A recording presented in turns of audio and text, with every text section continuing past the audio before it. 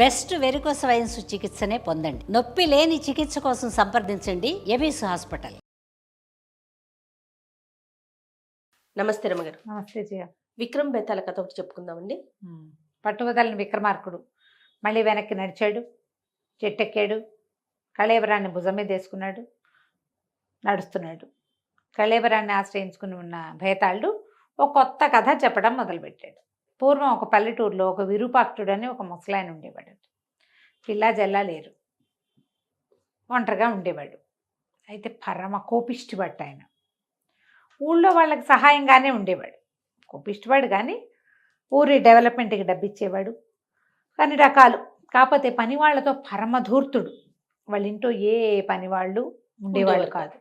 ఎవరు చేరినా వాళ్ళని ఏదైనా పెట్టి కొట్టేసేవాడు, తిట్టిపోసేవాడు, సణిగేవాడు. కొన్నాళ్ళకి ఈయన కొంచెం జబ్బు చేసింది.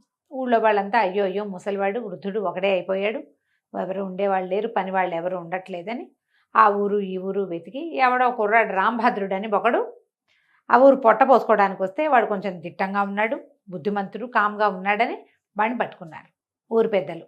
ఒరే పుండ్రి, మన ఈయన దగ్గర విరూపాక్షుడి దగ్గర పని చేయాలరా, పెద్ద జీతం ఇస్తాం, ఎక్కువ జీతం, మరి మేమే మాట్లాడి పెడతాం, కాస్త ఓపికగా ఉండు ఆయన ఉన్నన్నాళ్ళు అని వాడిని ఉంచారు. ఉంచితే ఈయన తెగ తిట్టిపోసేవాడు, చేతికి ఏదంటే అది విసిరేసేవాడు. కాస్త తేడా వస్తే ఒప్పుకునేవాడు కాదు, వంగిపోయి ఉండేవాడు. ఆ మంది ఇవ్వడం ఒక నిమిషం ముందు ఇచ్చినా తిట్టేవాడు, తర్వాత ఇచ్చినా తిట్టేవాడు. అన్నంలో ఓ చిటికి ఉప్పు తక్కువైనా తిట్టేవాడు, ఎక్కువైనా తిట్టేవాడు. నుంచుంటే నుంచున్నావనేవాడు, కూర్చుంటే కూర్చున్నావనేవాడు. ఓ గంట కనపడకపోతే ఏరా ఎక్కడికి వెళ్ళిపోయారో, నువ్వు లేకపోతే నేను ఎటా బతుకుతానరా అనేవాడు. మళ్ళీ పోనీ అలాగని ఊరుకునేవాడా, మళ్ళీ కనపడింది గచ్చి మళ్ళీ తిట్టేవాడు. ఇక ఎంత తిట్లుగా ఎంత విసకటగా ఉండేదో. నెలలు గడుస్తున్నాయి. వచ్చిన ఎవరైనా పెద్దవాళ్ళు వాళ్ళు వీళ్ళు ఈయన చూడడానికి వచ్చినప్పుడు, ఓ నాయన ఎంత ఓపికగా ఉన్నావురా, కొంచెం ఓపికగా ఇట్టగే ఉండు నాయన, నీ డబ్బులు మేము వెనకేసి పెడతాం కానీ బాబాబు ఈ డబ్బంతా పట్టుకుని ఊరెళ్ళి ఇల్లు వాకిలి ఏర్పరచుకుందు కానీ పొలం పుట్ర కొనుక్కుందు కానీ అని చెప్పేవాళ్ళు. ఇక నెలలు గడిచిపోయినాయి. వీడి డబ్బేమో పేరుకుపోతోంది, అక్కడే తిండి అన్నీ నడిచిపోతున్నాయి, డబ్బు అవసరం లేదు వాడికి ఇక క్రమంగా వాడి ఓపిక అయిపోయింది. వాడికి విసుగు పుట్టేయటం మొదలుపెట్టింది.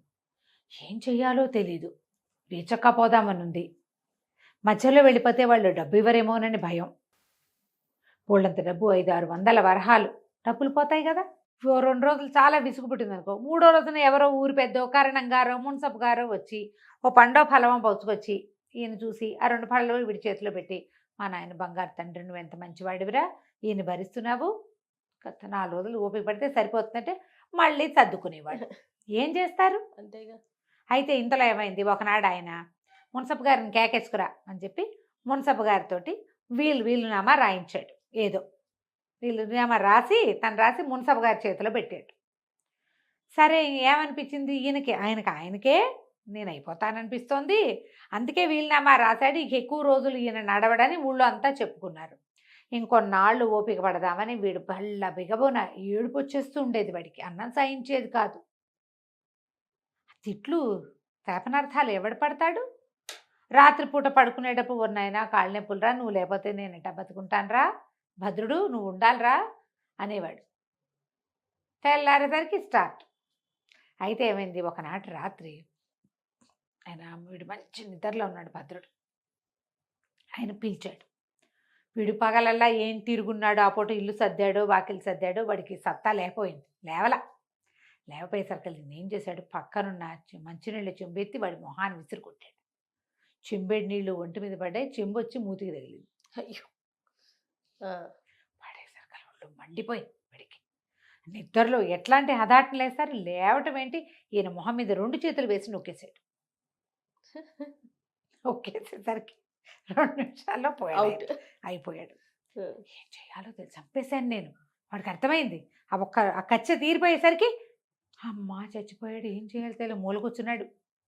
తెల్లారింది. పాలేళ్ళు వాళ్ళు ఇంకా ఉన్నారు. వీడేమో ఏమంటారు పర్సనల్ అసిస్టెంట్. వాకిట్లో పాలు తీసేవాళ్ళు, మరి వాకిళ్ళు ఊడ్చేది, ఇల్లు ఊడ్చి తడిబట్టి పెట్టేది, గిన్నెలు తోమేది, ఇంతమంది ఉన్నారా. అందరూ వచ్చారు. అయ్యగారు లేవలేదురా ఏమిటని చూసి, అయ్యో ఇంకేం చిన్న వెధవ, వీడికేం తెలుసు, ఈయన ఎప్పుడో చచ్చిపోయాడు, పాపం పిచ్చి వెధవ, వాడు ఇంకా అయ్యగారు బతికే ఉన్నాడు అనుకుంటున్నాడు అని చెప్పి కేకలు పెట్టి అందరినీ పిలుచుకొచ్చారు. ఊళ్ళో వాళ్ళంతా అబ్బాబ్బా ఎంత ఓపిక, బంగారు తండ్రి వీడు, ఆయన సహజంగానే చచ్చిపోయాడు అనుకున్నారు, కానీ వీడేదో చేసి ఉంటాడని వాళ్ళు అనుకోలే. అసలు ఎక్స్పెక్ట్ చేసి ఉంటారు. వీడు రాక్షసుడు, ఈయన కాల్చుకు తినేసాడు ఆ పిల్లాడిని, వీడు కాబట్టి ఉన్నాడండి అంటుంది వంట మనిషి. ఆ పాలు తీసేవాడు అంటాడు, నా కొడుకు అయితే ఎప్పుడో నెత్తి పగలగొట్టి పారిపోయేవాడండి, అందుకే వాడిని పెట్టడానికి భయపడ్డాను, వీడు ఎంత బంగారు కొండండి, ఏ జన్మలో వీడు ఆయన కొడుకు అయి ఉంటాడు వీడు, అందుకే వాడు ఉన్నాడండి అంటాడు పాలవాడు. ఊళ్ళో పెద్ద మనుషులు వచ్చి మేము ఎవరికి చూసాం కాదు, వీడు చాలా మంచివాడు, ఆయన అసలు మనుషులు ఉన్నారని కూడా చూడ్డు, ఎంత తిట్టేవాడో, వీడు బిక్క చచ్చిపోయి ఉన్నాడు, తనే చంపేశానన్న అపరాధ భావంతో చచ్చిపోతున్నాడు వాడు. వీళ్ళందరూ ఆయన్ని తిడుతుంటే వీడికి ఏం చేయాలి, ఎబ్బే ఆయన అట్లాంటి వాడేం కాదు, ఆయన మనసు చాలా మంచిది అని వీడే చెప్పుకోవటం మొదలుపెట్టాడు. ఇక మరేం ఏం చేస్తాడు? చేస్తాడు? అవునండి, ఆయన నన్ను బాగా తిట్టాడని అనలేడు, తను చంపేశానన్న ఫీలింగ్ తోటి ఉన్నాడు. ఎంత ఆత్మ క్షోభకి గురైపోయాడంటే వాడు, వృధాగా చంపేశానే పెద్దవాడిని, ఆయనంతటా ఆయన ఇంకో 4 రోజులు ఉండిపోయేవాడు. ఎవ్వరూ వీడిని అనుమానించల. అక్కడి నుంచి ఏముంది పట్టుపట్టు అన్నారు. వీడు బికమొహం వేసుకుని కూర్చుంటే అయ్యో ఇన్నాళ్ళు ఉన్నాడు, 2 ఏళ్ళు 2.5 ఏళ్ళ నుంచి దిగులు పడుతున్నాడు. పిల్ల వెధవ, చిన్న వెధవ కదా, 10 ఏళ్ళన్నా లేవు వాడికి, ఆ వయసుకు దిగులు సహజం కాదు. నాన్నో తాతో పోయారంటే బెంగ పెట్టుకోరా పిల్లలు, అట్లాగని అందరు ప్రతివాడు వాడిని బోదార్చి పోతే పోయాడు పాపిష్టి కొడుకు, వదిలేడు ఇప్పటికైనా నిన్ను అలా అని మాట్లాడారు కొంతమంది. పోన్లేరా నీ చెర విదిలింది ఇప్పటికీ, ఏ జన్మానో రుణాన్ని పడి నువ్వు ఇక్కడ చేరావు, వాళ్ళు ఇచ్చే డబ్బులు ఏం చేత అని ఇట్లా. సరే సాయంత్రానికి దహనం అయిపోయింది. 3వ రోజుకు ఏదో 5వ రోజుకో దినాలు అవి చేసేసారు. చేసేసాక అప్పుడు ఆయన ఏం చేశాడు, మున్సబ్ గారు వచ్చి, నేను పేరేంటో మర్చిపోయామే, మనం విరూపాక్షయ్య కాదు అలాంటిదే పేరు మర్చిపోయాను చూసావా నేను, ఈయన విల్లు రాశాడు ముసలాయన అని చెప్పి విల్లు తీసి చదివితే యావదాస్తి రాంభద్రుడి పేరు మీద రాసేసాడు ఆయన. వీడు చిచ్చి నాకొద్దు ఇది అని అందామనిపించింది వాడికి. ఆస్తి అంతా ఎవరికైనా దాన ధర్మాలు చేసేద్దామని ఉంది. నేను చంపేశాను ఆయన్ని, ఆయనేమో పాపం మంచివాడు, నా పేరుతో ఆస్తి కూడా రాశాడు. ఇప్పుడు కాదు ఆయన రాసింది, ఇప్పుడు 6 నెలలు అయింది, 6 months బ్యాక్ రాశాడు. 6 నెలల క్రితం నాకు ఆస్తి ఇవ్వాలన్న ఉద్దేశంతో కాగితం రాసి వీళ్ళ చేతిలో పెడితే నేను చంపేశానా? ఆయన చంపి ఆయన ఆస్తి తీసుకోవచ్చా? వీడికి పిచ్చ చిత్తక్షోభ, ఆత్మక్షోభ. నాకు వద్దండి అంటానికి భయం, నేనే చంపేశాను అని చెప్పలేడు. ఎలా చెప్తాడు? సరే తీసుకుని అందరికీ దాన ధర్మాలు చేస్తాము అనుకున్నాడు. ఊళ్ళో వాళ్ళంతా సాహో సాహో అన్నారు. ఎంత మంచివాడు విరూపాక్షయ్య, చాలా మంచివాడు, అందుకని తనకు సేవ చేసి చివరిదాకా కాచి కాపాడిన వాడికి ఆస్తంతా కట్టిపెట్టాడు. వీడు మంచివాడు, వీడు పెద్ద మనిషిగా ఉండవలసిన వాడు, వీడు చాలా బుద్ధిమంతుడు కదా. ఇంకో పిల్లాడైతే 20-25 ఏళ్ళ వాడు ఇంత బుద్ధిగా ఇంత సహనంగా ఓపికగా ఉంటారా? ఆ తిట్లకి ఆ శాపనార్థాలకిను ఇట్లా మాట్లాడారు.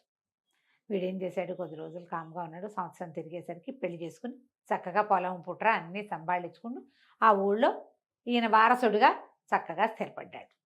ఇప్పుడు కథ అయిపోయింది. మన బేతాళుడు అడుగుతున్నాడు, వాడు తనే చంపేశానన్న ఆత్మక్షోభతోటి ఉన్నాడు. వాడి చిత్తక్షోభ బాధగా ఉంది వాడికి. చంపేసి ఈ ఆస్తి నేను ఎట్లా తీసుకుంటాను, దానం ధర్మం చేస్తానని నిశ్చయించుకున్నవాడు ఎందుకు ఆ ఆస్తి అనుభవించడానికి తూగాడు అంటే వాడికి అవేం లేవా అని అడిగాడు. రాజుగారు నవ్వాడు, ఎందుకు లేవు, అవన్నీ ఉన్నాయి. చిత్తక్షోభ కంటే ప్రపంచం ఎక్కువ బలమైంది.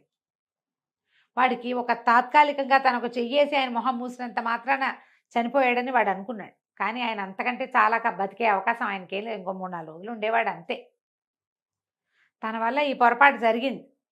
ప్రపంచం అంతా ఏం చెప్పింది, నువ్వు చేసిన సేవ వల్లే ఆయన ఇన్నాళ్ళు బతికున్నాడు. అవును, ఈ 2.5 ఏళ్ళ నుంచి ఆయన బతికి బట్టగట్టాడంటే నువ్వు వీడు చేశాడు కాబట్టి బతికున్నాడు, వీడు సేవించి ఆయన్ని పంపించాడని ప్రపంచమంతా వీడి తాలూకు చిత్తక్షోభను పోగొట్టేసింది. నీ తప్పేం లేదు, నీ పొరపాటు ఏం లేదు, ఈ ఆస్తిని నువ్వు అనుభవించడానికి అర్హుడివి, యోగ్యుడివి, నీకు అన్ని విధాలను యోగ్యత ఉందని ప్రపంచం వాడికి సొసైటీ తెలియజేసింది. ఆత్మ కంటే సొసైటీ చాలా గొప్పది. వాడు సొసైటీ మాట విని మెల్లిగా తన తాలూకు మనసును సర్దుకుని ఆయన తాను అనుభవించాలని భావించి 6 నెలల క్రితమే, మరణానికి 6 నెలల క్రితమే రాసి ఇచ్చినటువంటి ఆస్తిని వాడు అనుభవించడం మొదలుపెట్టాడు. అందులో తప్పేం లేదని చెప్పాడు.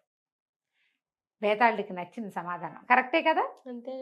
వెంటనే ఏమన్నాడంటే, కానీ నువ్వు మౌనభంగం చేసావు కదా, నేను వెళ్ళిపోతున్నానని మళ్ళీ శవంతో సహా చెట్టెక్కాడు. బేతాళుడు చెట్టెక్కాడు. మన రాజుగారు మళ్ళీ వెనక్కి నడక మొదలుపెట్టాడు. కథ కంచికి మనం ఇంటికి. రైట్. నమస్తే. నమస్తే.